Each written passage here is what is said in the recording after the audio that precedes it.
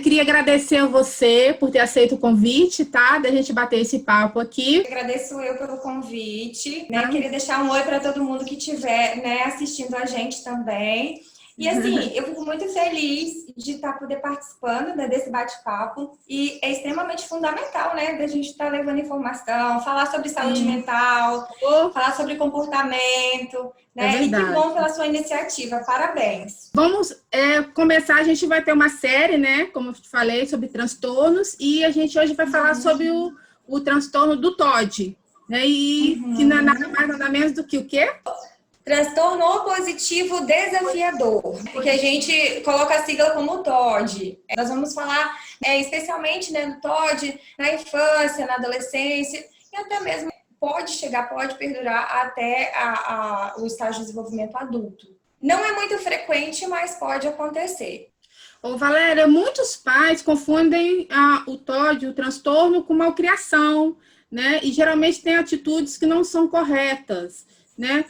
Quais seriam essas reações dessas crianças para os pais acharem que é malcriação? Então, Luciana, olha só. Para a gente responder essa pergunta, a gente tem que entender um pouquinho sobre esse comportamento, né? Sobre os padrões de comportamentos da criança, né? Do adolescente, que realmente apresenta algum tipo de sintoma. A gente tem que deixar isso muito bem claro, porque existem aquelas crianças que apresentam birra, comportamentos inadequados esperados para a idade daquela criança, e que é algo natural da nossa fase. Só que a gente tem que começar a observar de acordo com quanto tempo aquilo está acontecendo, qual é a frequência. Eu vou falar um pouquinho, brevemente, né, do que é o transtorno positivo desafiador, o TOD, né?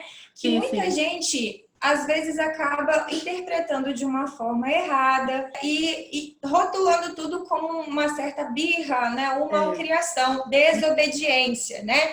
Então, até que ponto a criança é desobediente, até que ponto ela enfrenta os pais, enfrenta os professores, os próprios coleguinhas, até que ponto isso é natural na nossa fase de desenvolvimento. Então, a gente precisa estar atento, porque nem tudo é o TOD. Esse transtorno acomete geralmente, né, crianças, ele é mais comum na infância, né? Ali na fase pré-escolar da criança, ela pode sim apresentar desde muito cedo alguns comportamentos de birra, alguns comportamentos, né, inadequados. A mãe pede uma coisa, o pai pede outra, ela faz totalmente diferente. Mas no TOD, esses comportamentos, eles têm critérios diagnósticos para a gente diferenciá-los. Por quê? O que é uma birra comum? O que está dentro do processo assertivo de desenvolvimento? A criança, quando ela nasce, ela não está pronta. Ela tem uma série de estímulos para ela aumentar o repertório comportamental dela, para ela aprender a lidar com o meio. Então, ela vai ter ali mesmo alguns comportamentos primitivos para tentar se ajustar. Ela não tem, né? Ela está começando a entender da vida, né? Então, ela não sabe muitas vezes que aquele comportamento ali é um comportamento inadequado. Nós, pais, temos que estar intervindo, temos que estar impondo limites, mas o limite de uma forma assertiva, não agressiva, coercitiva. Por quê? Porque a criança, ela vai chorar. Para ter o que ela vai chorar, ela vai fazer uma birra, ela vai se jogar no chão. Então, que é normal de toda criança, né? O que é normal de uma birra para determinados estágios, esperado para a idade daquela criança, né? E com a intervenção correta, a partir do momento que ela for crescendo, essa birra ela vai diminuir da frequência. Só que quando isso começa a perdurar e os comportamentos começam a ser mais intrusivos, mais invasivos, né, mais frequentes, a gente tem que começar a observar. Por quê? Quais são os sintomas e como se dá o comportamento dentro do TOD, né? A criança, ela é totalmente agressiva. Ela não obedece regras, né? Dentro de um contexto que a gente precisa de uma rotina, que a gente precisa de disciplina, né? Não só dentro do meio familiar, mas no meio, né, escolar, ali no ambiente de aprendizagem dela, que é onde a criança e o adolescente passa mais tempo, né? É verdade. Que é no seio familiar, ou então no espaço da escola. Então, ela vai apresentar aqueles comportamentos questionador, desafiador, onde ela enfrenta figuras de autoridade, onde tudo tem que ser do jeito dela, onde ela apresenta ali muitas vezes um comportamento de irritação constante, é frequente, precisa haver constância nesse comportamento. Entendi. Muitas vezes de forma vingativa, ela não tem senso de empatia, né, pelo outro, as coisas têm que acontecer da forma que ela quer. Então, assim, ela sempre tem tem a forma de colocar sempre a culpa em outras pessoas. Então, assim, nunca é ela. Sempre ela tem um discurso pronto do tipo, olha, você não entendeu, não foi exatamente isso que eu quis dizer. Quando acontece alguma coisa que ela não consegue, por exemplo, né, ela não aceita. São crianças que têm baixa tolerância à frustração, não aceitam um não. Então, são comportamentos muito intrusivos, né? E não tem senso de responsabilidade. Então, acaba que, né, vai gerando um prejuízo aí na rotina dessa criança e das pessoas que estão ao redor dela.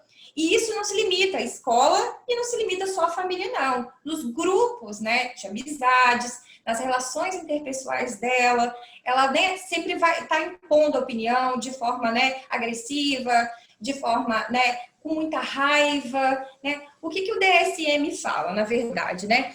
Que o transtorno positivo desafiador, ele vai ter sintomas. Quais são os sintomas, né? O que é DSM? DSM?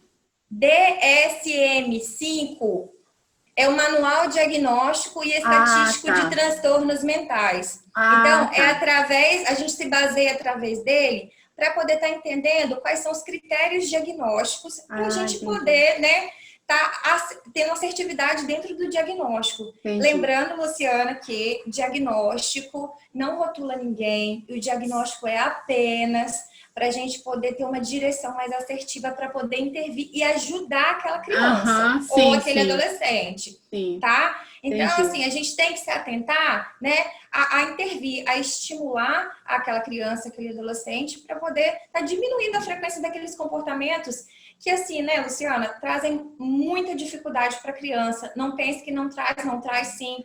Muitas vezes não está dentro do controle daquela criança, né? E aí, dentro desse DSM-5, ele vai falar lá que também existem, né, um comportamento opositor. Vamos supor que os pais dê uma ordem. E as crianças, né, têm, né, a assertividade de obedecer, de uma certa obediência aos pais. Ela não obedece.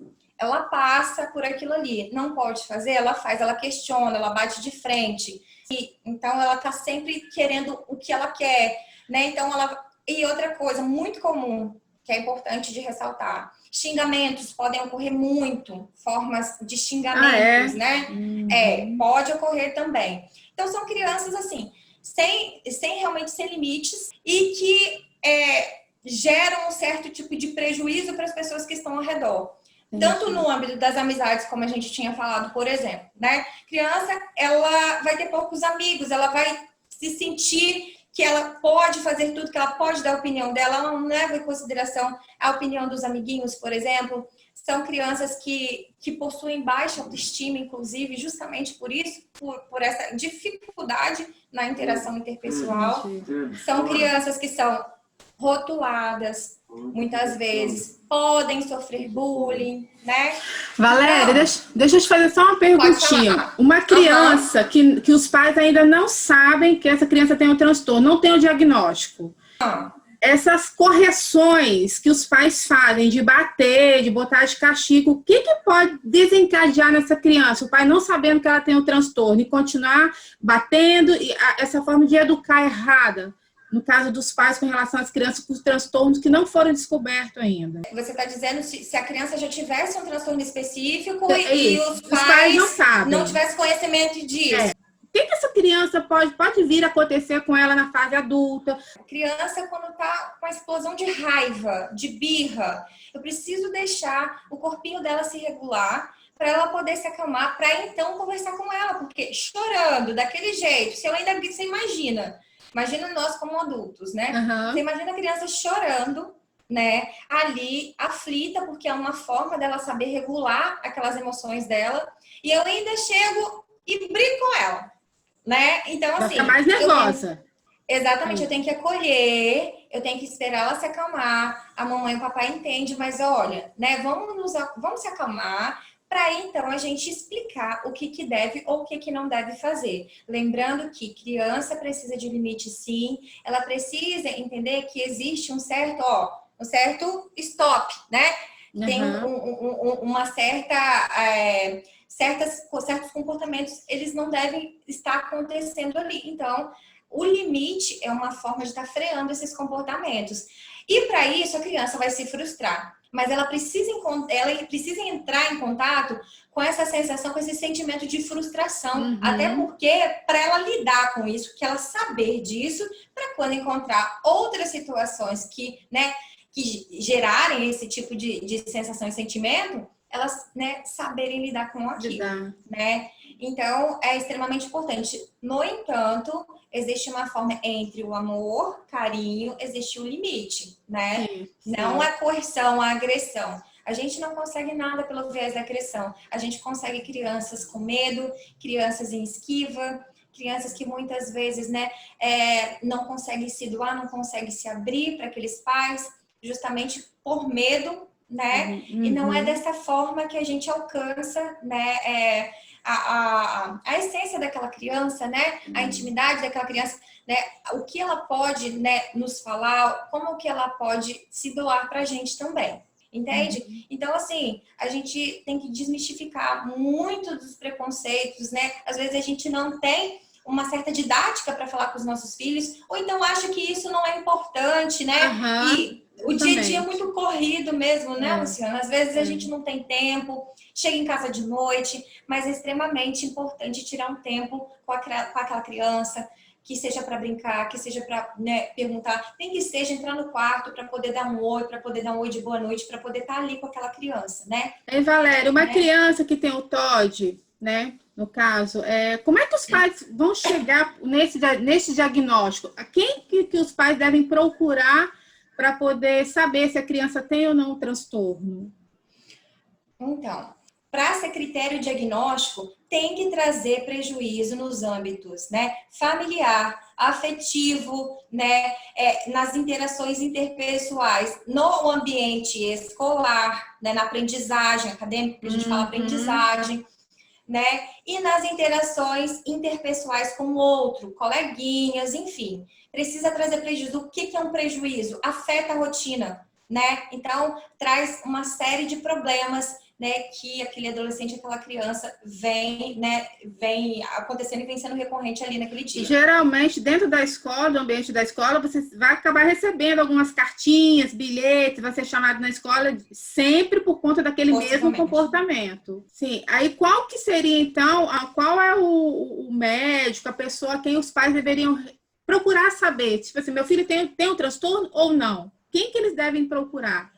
A psicóloga, ao neuropsiquiatra? A gente encaminha para um psiquiatra infantil. Por quê? Qual que é o diagnóstico comportamental do TOD, no caso? Assim como qualquer outro tipo de diagnóstico comportamental. Ele não tem marcadores biológicos. O que é isso? A gente não faz um exame para poder detectar alguma coisa, né, do tipo, né, geneticamente falando. Ele é feito, né, pela observação. Primeira coisa, aquele médico que atender, aquele psiquiatra infantil que atender, né, aqueles pais, né, aquela criança, ele vai, né, ouvir vocês pais primeiro, né, vai fazer uma anamnese com vocês, né, ele vai estar orientando, né, vocês vão estar falando do comportamento daquela criança. Outra coisa, ele vai pedir um relatório da escola, né, que geralmente, Luciana, a escola vai chamar para falar, ó, fulano tá me desrespeitando, tá batendo de frente com o professor, né, fulano não tá me obedecendo, fulano tá me peitando aqui na escola. Tá sendo agressivo com o coleguinha. Tá sendo agressivo com o coleguinha. Ele não tá respeitando os coleguinhas. Então, assim, ele despede muita raiva dentro da sala de aula, né? Ele não assume regras, não tem responsabilidade, não faz o dever. Por quê? No TOD pode haver, né, questões de dificuldade de aprendizagem. O médico vai pedir um exame clínico, por quê? Diagnóstico é clínico, né? Então, vai chamar os pais, vai estender isso a um relatório da escola, As especialidades que, porventura, o paciente esteja, psicólogo ou qualquer outra especialidade que ele esteja, é bom trazer um relatório também. Uhum.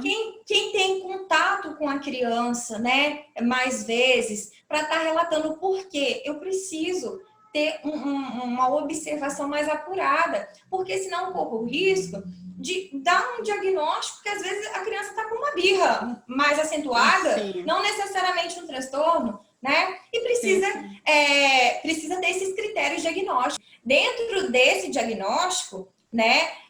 Depois que você reúne todas essas informações, o médico vai estar orientando os pais como proceder. E as intervenções é multidisciplinar, porque assim, muitas vezes, né, depende do grau da criança, depende do comprometimento da criança daquele comportamento ali, a gente tem que tomar outras medidas, né? Intervenção medicamentosa com o médico. Então, assim, é multidisciplinar porque é um conjunto, todo mundo trabalha em conjunto. Quando é que aquele comportamento daquela criança mais acontece? Eu tenho que me questionar, onde ele mais acontece?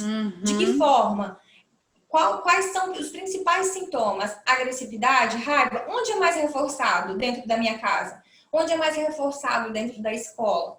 Né? Porque essas crianças, elas sentem tristeza. Porque no acesso de raiva é muito difícil da gente manejar e a gente acaba agindo com reforço, né, coercitivo, punitivo, e acaba aumentando a frequência muitas vezes desse comportamento. Em vez de melhorar, ajuda a aumentar. Às vezes ocorre separação de pais, às vezes não ocorre um certo consenso entre os pais com relação daquela criança. Valéria, tem umas perguntas que me fizeram. E se não detectado o transtorno na infância, quais as prováveis consequências na vida adulta? Existem medicações para acalmar a criança que tem um transtorno de TOD? Para deixar claro, nós, psicólogos, nós não medicamos. E quando a gente detecta que o comportamento, ele é um comportamento, né, mais intenso, né, e está trazendo muito sofrimento, tanto para a criança e adolescente, quanto para as pessoas, famílias, pessoas que estão ao redor. O que a gente vai fazer? A gente vai encaminhar, né, esse paciente para o psiquiatra, sim, ele vai avaliar, e ele pode passar uma medicação, sim, por quê? Porque em determinadas situações é necessário para lidar, né, com aquela agitação, com aquela agressividade. Não é só a criança que tem que, às vezes, fazer terapia. Às vezes, nós pais também precisamos de terapia. Não, é verdade, Luciana. Precisa de uma orientação, né, para haver uma reestrutura ali naquele ambiente. O que está sendo reforçador, o que não está. Porque, às vezes, eu acho que eu estou ajudando meu filho, mas eu estou mantendo um comportamento que eu queria evitar. Tem algo que pode desencadear o transtorno ou a criança já nasce propensa às crises? Então, há predisposições genéticas, sim. Há estudos que remetem a essa questão, né, das predisposições genéticas. Mas o ambiente também pode ativar, né? O ambiente que eu falo são as situações que estão ao nosso redor, que a gente vai vivenciando e experienciando no estágio de desenvolvimento aí, né? Então, pode ser que ela esteja mais predisposta a realmente desenvolver, mas o ambiente, ele ativa. Entende? Sim, então, o ambiente que a criança está... Por exemplo, uma família, né? Uma criança que está inserida num lar hostil, onde ela não é valorizada, onde há muitas brigas, onde ela realmente está ali de frente com aquilo tudo, né? Onde ela é negligenciada, não recebe afeto, né? Não recebe atenção. Então, ou num ambiente de escola, né? Como ela, né, interage, né? Se ela é rotulada... Né? Então, assim, pode ter as predisposições genéticas, sim. Mas é muito do ambiente ativado também, né? Com certeza. O ambiente que ativa. O ambiente ativa isso. E, assim, uma vez instalado, a gente, né, passa a não estar mais no nosso controle, né? É algo neurobiológico, né? Algo que não está no nosso controle. Entendi. Valéria, então, a questão é, criança birrenta, o negócio é não bater. Então, a palmada, né? Tem mãe que me pergunta, mas é só um tapinha, ó, assim, ó, nem machuca nem nada. Falei, olha só, a criança, se você realmente der um tapinha nela, ela vai tirar a mãozinha, porque você bateu, ela vai tirar, né? Sim. Vai ser um reflexo que ela vai ter. E aí, ela vai tirar a mãozinha porque ela recebeu uma palmadinha. Mas às vezes, se eu mostrar de uma outra forma para ela, mostrando, né? E criança é muito visual, muito concreto, né? Se eu mostrar de uma forma mais lúdica, né, para ela, o porquê daquele comportamento, né, não está correto, as consequências que ela pode ter pelo, né? Podemos fazer acordos, podemos dar, né, recompensas dentro de uma assertividade. Tem várias técnicas que podemos estar fazendo, né, para não realmente reforçar essa criança de uma forma punitiva, coercitiva, que pode gerar esquiva e medo. Se a criança uma vez gerado medo, ela pode estender esse medo a outras instâncias ao redor dela, do ambiente dela, diante dessas, né, da criação dos meus filhos. Se não detectado o transtorno na infância, quais as prováveis consequências na vida adulta? Às vezes, a criança, o adolescente não tem um direcionamento, às vezes, né, não tem aquela informação de que ela tem aquele tipo de transtorno, né, e acaba levando, né, esse padrão de comportamento na vida adulta, por exemplo. E aí, o que pode acontecer? O adulto, ele pode ter mais predisposições, né, a entrar, né, no âmbito do álcool, das drogas. Ele pode, né, ter dificuldade de lidar com o trabalho, né, com o chefe, com as figuras lá de autoridade, com os amigos. Ele pode ter dificuldade dessa inserção sociocultural, né, que ele está ali, tá inserido, e pode trazer prejuízo, né, para a vida adulta. E ele pode também ter predisposição para estar gerando um outro transtorno, que é o transtorno de conduta, muito comum, né, no desenvolvimento aí, né, atrelado ao TOD, caso realmente, né, perdure e a intensidade seja, né, muito grande. E esse transtorno de conduta, falando claro, assim, o que seria? O transtorno de conduta, então, é um padrão de comportamento mais potente ainda do que o TOD, porque assim, o adulto ali, no caso, né, o adulto ele não vai saber ter empatia, ter respeito, ele não vai respeitar leis, ele vai pode se tornar o marido agressor? Pode tornar um marido agressor, mas ele vai cometer muitas vezes furto, agressão física, verbal, né? Ele pode ter violação de lugares, entendeu? De patrimônios, né? Então, assim, pode, mas principalmente ele não vai respeitar a lei. No TOD, né, o critério diagnóstico para o TOD, por exemplo, né, não tem esse tipo, né, tão intrusivo no sentido de, vou furtar, eu vou realmente bater, então eu sempre tô certo, eu faço o que eu quero na hora que eu quero. Então, assim, é como se fosse fora da lei mesmo, né, muitos xingamentos, né, álcool e drogas, que é uma questão, né, não tenho amizades, né? Não, tenho dificuldade de fazer amizades, tenho dificuldade de aceitar não.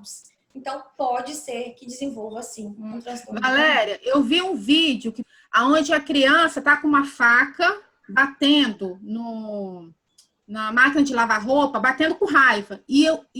A pessoa filmando e a mãe ali, e a menina estava filmando, falando assim, ele falou que ia matar a mãe, ele falou que ia matar a mãe. Ele é igual o pai dele. O pai dele fez coisas horríveis comigo. Quer dizer, aquela criança estava naquele estado mental ali, né? Que ele estava batendo com a faca, a mulher falando por trás que a criança ia ser igual o pai, que a violentou, que batia na mãe. Quer dizer, a criança ouvindo tudo aquilo. A criança não tinha nem acho que 10 anos de idade, né? Aí você vê por aí como é que é, né? A questão da educação mesmo da criança, né? A gente tem que olhar, porque não é um comportamento funcional, não foi nada reforçador que a mãe acabou de dizer frente à criança. Se existe, né, esse convívio, né, um convívio negativo, um convívio hostil dentro de casa, tem que estar realmente analisando aquilo ali, porque aquele ambiente não é enriquecedor para aquela criança não tem chances dentro de um ambiente tão coercitivo, né, de evoluir, de melhorar. Pelo contrário, né, pode atingir, né, possivelmente atingir a autoestima, né, a autoconfiança. Aquele comportamento ali, ele tem que ser, né, ele tem que ser observado.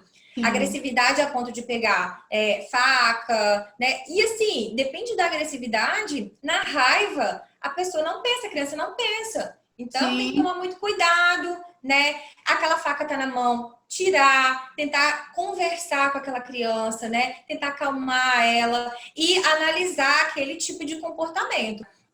A gente vive em um mundo imediatista, onde a gente quer resultados rápidos, principalmente voltado ao comportamento, né? É verdade. Comportamento não é uma coisa fácil de se mudar. Comportamento são ações. Eu preciso analisar uma série de coisas para mudar um comportamento. Por exemplo, o ser humano é único. Eu preciso analisar a forma dele ver, né, o que está ao redor, de ele interpretar a forma que ele sente, né, diante dessa interpretação e como ele se comporta. Então, eu tenho que analisar uma série de coisas.